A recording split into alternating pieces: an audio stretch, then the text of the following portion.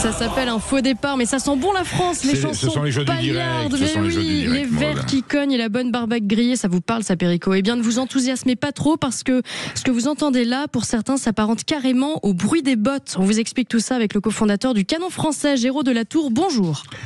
Bonjour Géraud de la Tour. Bonjour à tous. Alors le canon français, je rassure nos auditeurs, nous n'allons pas parler d'artillerie. Vous savez que ça me fait penser à cette scène des tontons flingueurs quand ils sont dans la cuisine et il lui dit il avait décimé toute une division de Panzer. Ah bon, il faisait dans l'artillerie? Non, dans la limonade, soit ce qu'on me dit. Donc le canon français, il s'agit bien du verre de vin et de ce rituel. Le canon, donnez-moi un canon. En général, c'est accompagné d'une salaison, d'un peu de pâté ou d'un peu de saucisson. Rassurez-moi, le canon français, c'est pour être heureux et se partager, c'est pas pour faire de l'idéologie. Exactement. Nous, on est juste là pour organiser des fêtes. Donc, c'est des grandes fêtes. Ça fait plus de 4 ans qu'on fait ça. On a rassemblé déjà plus de 80 000 personnes à travers tout le pays.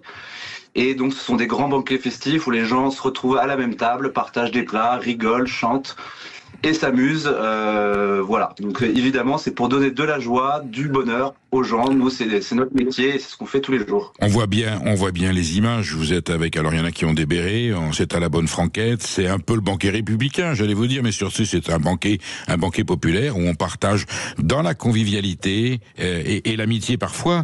On partage les bienfaits de cette terre, on partage les produits de la terre, quelques plats classiques de terroir, et puis on déguste les vins de l'endroit, les crus de la région ou autre chose. C'est pour partager, j'allais dire, dans une époque où on est un petit peu dans le stress, arriver à rassembler des gens, non pas pour une manifestation ou une contestation ou pour témoigner d'un malaise, mais de dire voilà, on est heureux d'être ensemble. C'est pas un repas de luxe, c'est pas du caviar avec il peut peut-être y avoir du foie gras, mais enfin c'est pas un repas de luxe, ce sont des choses simples. Et le simple fait de se réunir suscite chez certains observateurs une interprétation comme quoi ça serait un retour à la terre. Elle ne ment pas, ça serait pétiniste, ça serait réactionnaire de se réunir pour boire un coup de rouge et manger du saucisson? Je sais pas, ça, il faut que vous leur demandiez à eux. Oui. Tout simplement, parce que nous, nos événements sont publics, on les partage tous les jours à nos plus de 700 000 followers sur les réseaux sociaux. Et n'importe qui peut venir s'inscrire, donc ils viennent voir et ils verront bien ce que c'est. Et à part nous voir danser sur la Golfa Lolita en tirant au canon à fumer, je pense qu'ils vont être assez déçus s'ils s'imaginent certaines choses. On s'en doute. Comment est née cette initiative, cette très belle initiative, Géraud de la Tour? C'est une histoire de copains à la base, de très bons amis. Nous, on aime faire ça entre amis, se retrouver à table, manger des produits du terroir, de petits producteurs locaux, chanter à table, s'amuser. C'est un peu le repas du dimanche en fait qui traîne un peu en longueur. Et donc, on a décidé d'entreprendre là-dessus. Au début, c'était vraiment une idée de copains. Et ça a pris une ampleur folle. Et donc, on est rentré en plein dedans et on a décidé de faire ça avec des centaines et des centaines de personnes. Et ça a pris, ça fait 3-4 ans qu'on fait ça, et ça, il y a eu beaucoup de monde. Comment se passe le faire savoir? D'abord, c'est sur tout le territoire français aujourd'hui ou non? C'est parti d'où au départ? Le premier canon français est parti d'où? Alors, de chez nous, en Touraine. Nous, on habite en Touraine, à Tours, dans le 37. Très bien. Donc c'est parti, il y avait 80 personnes à notre premier événement. En fait, avec le temps, maintenant, on en fait évidemment partout en France. Le week-end dernier, on était à la Paulée de la Côte Chalonnaise en Bourgogne avec 3000 convives. Ce week-end, on est de retour à Tours. Après, il y a la Bretagne. Ensuite, les Vosges. On va vraiment partout. Marseille, le Nord. Le but, c'est vraiment d'aller partout sur le territoire, comme une troupe de cirque, en fait, qui tourne un peu et voilà. Donc c'est bien l'andouillette, le rillon et la rillette avec un peu de chinon et du Vouvray modérément qui est à l'origine de ce qui fut le premier banquet de canon français. Puis ensuite on fait un tour du terroir français avec les spécialités locales. Qui prépare les plats? Qui élabore? Qui fait la cuisine? Alors nous, pour les menus, ce qu'on fait, c'est que sur chaque région on va aller, on va chercher chez chez un fromager local, un charcutier local. Donc des producteurs, local, voilà, vous allez voir les producteurs. C'est ça, exactement, qui vont nous préparer les plateaux. Et ensuite, nous, après, on a 4 traiteurs, on a divisé la France en 4, qui s'occupent de tout ce qui va être service, cuisson. Mais à chaque fois, on essaye d'aller chercher au plus proche.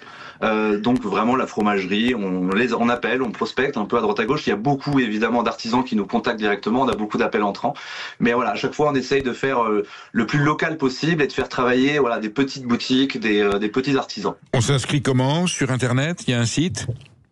Sur Internet, exactement. On a un site Internet ou alors via nos réseaux sociaux. On met tous les liens de nos billetteries et on communique uniquement via nos réseaux sociaux, en fait, en faisant des vidéos de promotion via les événements précédents. Et on annonce les événements, donc n'importe qui peut aller se rendre sur la billetterie et prendre une place. Je pense que ça a un coût. Qu'est-ce que ça coûte de venir partager, de s'asseoir à la table du Canon Français ?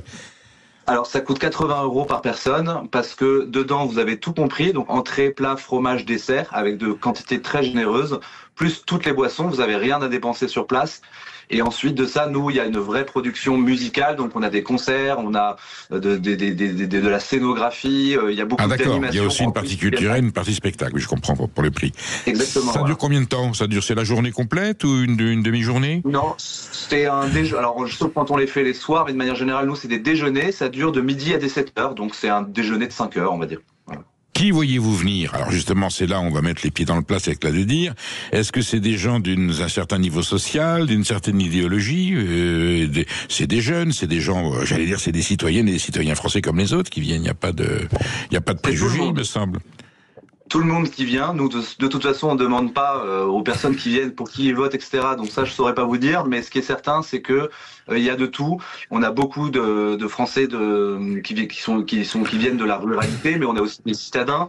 Au début on avait évidemment beaucoup plus de jeunes parce qu'on communiquait essentiellement via les réseaux sociaux, mais avec le bouche à oreille, les gens ont commencé à amener leurs parents, leurs grands-parents, ils viennent en famille. Donc maintenant on a de tous les âges, ça va de 0 à 80 ans. La fréquence peut être quoi ? C'est une fois par mois ou ça dépend de l'endroit où vous réunissez ? Ou ça pourrait être plus fréquent si l'idée progressait ? En général, nous, là, en fait, chaque année, on fait de plus en plus de monde, en fait, et on est entre 3 et 4 événements par mois. Ça va dépendre, mais... Quand les gens viennent, ils se tiennent bien. Même si on boit un coup de thé à canon, comme c'est le cas de le dire, on goûte des vins, on goûte des plats. Bon, il y a de la bonne humeur, il y a de la chanson. En fin de repas, on est un petit peu plus guilleret qu'au début, mais il n'y a jamais eu de dérive de comportement et il n'y a jamais eu. Vous savez, il peut toujours y avoir quelqu'un qui fait une déclaration, qui fait une saillie avec une connotation politique, idéologique. Alors, Ou vous avez un code là-dessus, justement. On n'en a pas vu. Bon. Nous, à notre connaissance, on n'en a pas vu, en tout cas. Après, on brasse beaucoup de monde. Mais de toute façon, nous, on a une charte de bonne conduite que les participants doivent lire, en fait, avant de s'inscrire. Voilà, c'est ce que je voulais savoir. D'accord. Exactement, donc évidemment tout ce qui va être idéologique, partisan ou autre, c'est interdit parce que c'est la fête, mais même aussi il faut bien se tenir, respecter le lieu, respecter les autres, etc. Et nous on est assez bluffés de voir que ça se passe extrêmement bien. Du coup, d'ailleurs beaucoup de mairies nous disent que c'est pour ça qu'ils aiment quand on vient. Alors j'allais vous poser la question, est-ce que les municipalités qui vous reçoivent et vous disent éventuellement ça s'est bien passé ? Pour nous c'est une activité sociale qu'on peut pas mettre en place, revenez quand vous voulez ? Oui, c'est déjà le cas. Par exemple, là, je vous parlais du week-end dernier parce que c'est le plus proche avec la mairie de Chalon-sur-Saône. C'est la 2e année consécutive qu'on vient. L'année dernière, on avait rassemblé 1800 personnes au repas le soir. Le maire nous a dit le week-end dernier, 0 incident. À la sortie, dans la ville, etc. Donc là, ils sont ravis. C'est eux qui nous ont rappelé pour qu'on revienne. Et ça, c'est un exemple parmi d'autres. Donc, parce que à côté de ça, nous, on va rassembler évidemment des gens locaux. Mais il y a des gens qui viennent de loin, de Belgique, de Suisse. On a même eu des Espagnols qui sont venus, des Anglais même une fois. Enfin, donc ça va rassembler du monde. Donc évidemment, pour les villes, c'est super sympa parce que ça permet de faire découvrir la ville, de remplir les hôtels, les restaurants, etc. Donc aucun fondement à retenir sur une dérive, une interprétation politique de ce rassemblement. C'est venu d'où à votre afin ? Est-ce que vous avez été d'ailleurs contacté, interpellé directement par des responsables qui vous ont dit oui, mais ce genre de fête a quand même une couleur politique. Est-ce que le fait que vous auriez pu être, je crois, financé par Pierre-Édouard Stérin a pu semer la confusion, qui en soi n'est absolument pas un problème ? Non, parce que c'est ce genre d'attaques. Alors c'est vrai qu'elles sont plus virulentes. Alors Monsieur Pierre-Édouard Stérin, on l'a jamais rencontré. On a en effet traité avec un de ses fonds d'investissement, mais pour des raisons purement entrepreneuriales. Et je crois qu'on est dans un pays libre et de toute façon on peut faire des affaires avec qui on veut. Mais nous, on se faisait déjà attaquer même avant cette histoire sur le principe même de ce qu'on était. Attaqué par qui ? Je pense que c'est des gens, on a eu des mauvais articles, on a eu Charlie Hebdo qui a pas été très sympa avec nous, mais sans raison. D'accord.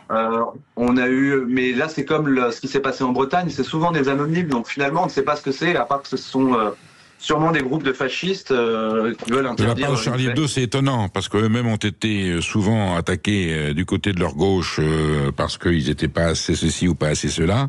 Que là, et à part Charlie Hebdo, il y a eu d'autres médias qui vous ont montré du doigt ou d'autres instances? Non, pas vraiment. Enfin, j'ai pas en tête, etc. Mais voilà, on subissait déjà des critiques sur ce qu'on était, avec beaucoup de diffamations sur ce qui se passait sur nos événements. Alors nous, ce qu'on dit toujours, mais venez, vous allez voir, vous allez vous amuser et vous verrez que tout ce que vous dites est faux et purement faux. Donc voilà, mais vous savez, nous on a le cuir solide, on est juste là pour donner du bonheur aux gens. Les gens nous soutiennent, nos événements sont pratiquement tous sold out. Là, on a déjà vendu des milliers de places, même jusqu'à mars 2026.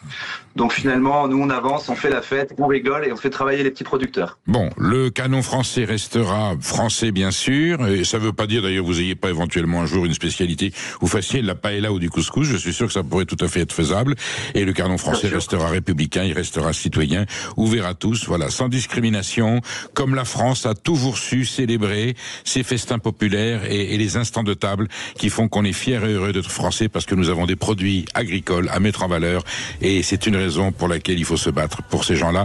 Merci Géraud de la Tour d'avoir témoigné. On aura certainement l'occasion de se retrouver une prochaine fois. À bientôt. Oui, je peux juste ajouter. Oui. Je voulais juste ajouter que le banquet breton qui a donc été annulé suite à cette pression anonyme sera bien maintenu. Parce que nous, c'est pas nous qui avons décidé d'annuler, c'est le propriétaire à qui on louait le lieu parce qu'il subissait des pressions. A priori, il y a des employés qui se faisaient prendre à partie. Nous, on trouve ça extrêmement grave parce que si on laisse des petites minorités anonymes empêcher des gens de travailler, d'entreprendre, surtout à l'époque où on a quand même une économie en berne. Nous, il y a beaucoup de gens qui travaillent autour de nos événements. Il y avait des tonnes de nourriture commandée de chez des petits producteurs. On parle de très grosses quantités parce qu'on a plus de 2000 convives. Donc c'est très grave. Donc on a décidé, nous, de maintenir l'événement et on a déjà des solutions et on les publiera. On ne lâche rien. C'est un leitmotiv qui est très à la mode en ce moment. Merci Géraud de la Tour. Restez bien avec nous dans un instant. Eric